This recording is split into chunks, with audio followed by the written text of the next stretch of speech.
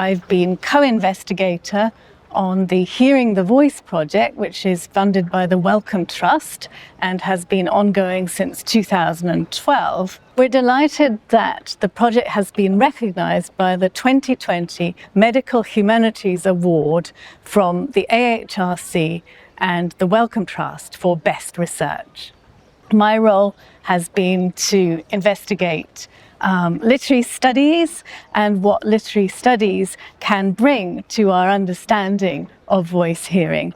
And particularly the pre-modern texts that I work on can really illuminate contemporary experience by offering new frameworks for understanding and authorization.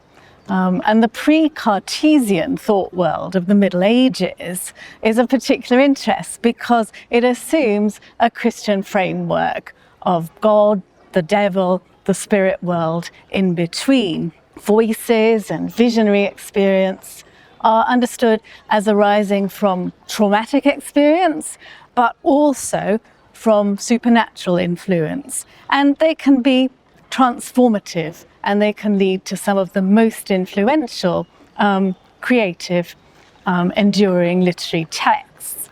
I share some of Corian's interests in the Hearing Voice studies on Julian of Norwich and Margery Kempe, both of whom are fascinating characters, not only because of their place in history as respectively the first woman to write an autobiography in the English language and the earliest book we have written by a woman in English, but because of the way in which they reflected spiritually upon their lives and times, upon their illnesses and their experiences of marriage, family, and life in church and society.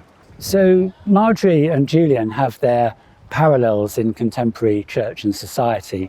And in a recent survey published in BMJ Medical Humanities, we asked people about their experiences of hearing voices that for them were spiritually significant. We found some interesting continuities and discontinuities with other kinds of voice hearing experience. So for example, in some ways, these experiences were similar to those encountered in the course of major mental illness. In other ways, they were experiences similar to those of people in the Hearing the Voices network or others who hear voices in the absence of a psychiatric diagnosis. But in other ways, they were quite unique. Particularly, they occurred commonly in prayer. They were not perceived as negative or unpleasant or distressing experiences. They were something that was enriching, life-giving and meaningful.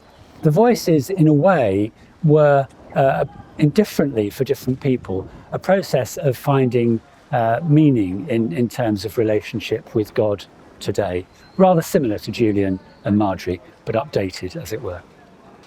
In 1823, a young boy in upstate New York was awoken in the middle of the night by an angel in his bedroom.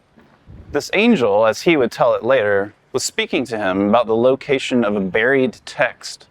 And this text that young Joseph Smith would produce to the world was the Book of Mormon. I'm Adam Powell. I'm a research associate in medical humanities and religion, based both in the Institute for Medical Humanities and the Theology and Religion Department.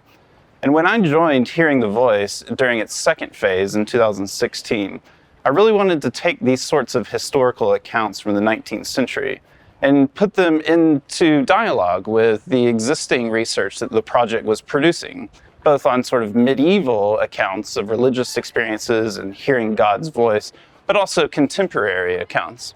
So in addition to work on 19th century Mormonism, I ended up contributing to some collaborations with psychologists on the project, looking at another religious movement that was also founded in the same time and place as Mormonism. And that's what we call spiritualism. And spiritualism afforded us the opportunity to look at contemporary accounts of hearing spiritual voices, because spiritualist mediums report weekly, if not daily, voices. And these are ostensibly the voices of the dead, communicating with them.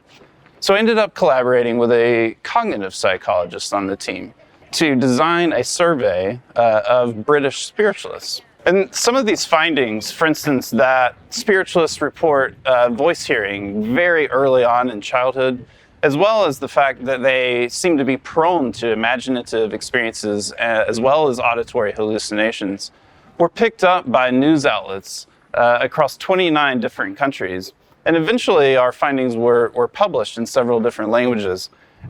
This resulted in, for instance, an article in Forbes, as well as an interview in BBC Science Focus magazine.